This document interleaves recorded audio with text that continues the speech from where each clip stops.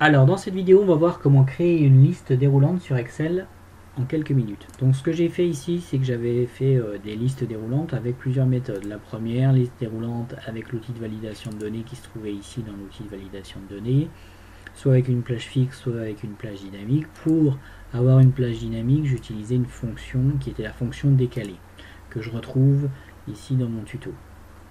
La deuxième méthode, c'est que j'utilisais dans ma feuille le développeur VBA et j'utilisais le contrôle de formulaire. Donc j'avais une première méthode avec le contrôle de formulaire ici pour créer une combo box, et ici j'avais la même méthode de création de combo box mais avec la méthode contrôle ActiveX, ce qui me permettait d'avoir deux ici listes avec deux méthodes différentes pour la réalisation. Ce qu'on va voir dans cette vidéo, c'est comment par rapport à un tri, à une combo box, faire un tri. Je m'explique. En fait, ici on a un exemple avec ABCD, ABDM, EN, GHI. Donc vous voyez, les données sont non triées par rapport à cette plage qui est notre plage de données. Le reste est ici sensiblement la même chose. Donc on a un contrôle de formulaire. Ce contrôle de formulaire renvoie à une plage et cette plage est la cellule liée étant la cellule B68. Ici j'utilise la fonction index sur cette plage pour renvoyer la valeur de cette liste de choix.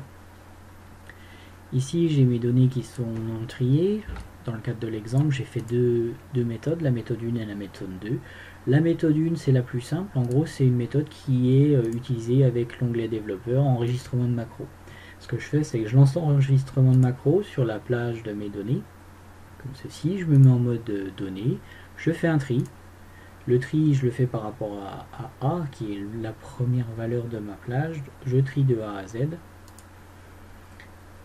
Une fois que cela est fait, je fais avec onglet développeur, arrêter la macro, et vous voyez dans le visuel basique la macro numéro 7 qui est ici, dans votre module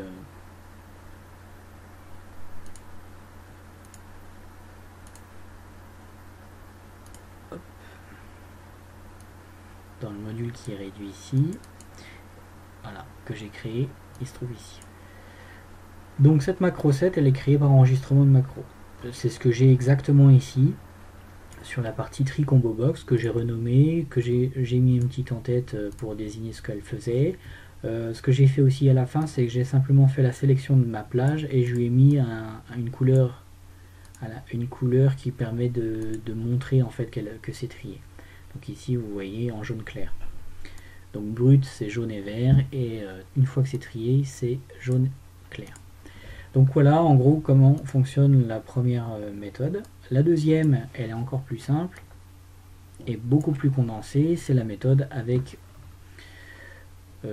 juste cette phrase qui permet de condenser donc à l'intérieur de la feuille du tuto à partir de la cellule B72, je fais un tri ascendant sur cette plage, et à la fin en gros quand c'est fait, sur la plage de B72 à B79 je lui applique un code couleur jaune clair. Donc même chose, une fois que c'est fait ça devient jaune clair. Donc ce qui fait que votre ici menu est bien trié. Si je remets mes data brut comme ceci, j'ai pas de tri. Méthode 1 c'est trié, vous voyez. Méthode 2 comme ceci, vous voyez, c'est trié. Voilà concernant cette petite méthode pour trier vos listes, vos combo box sur Excel. Je vous remercie pour votre attention et je vous dis à très bientôt.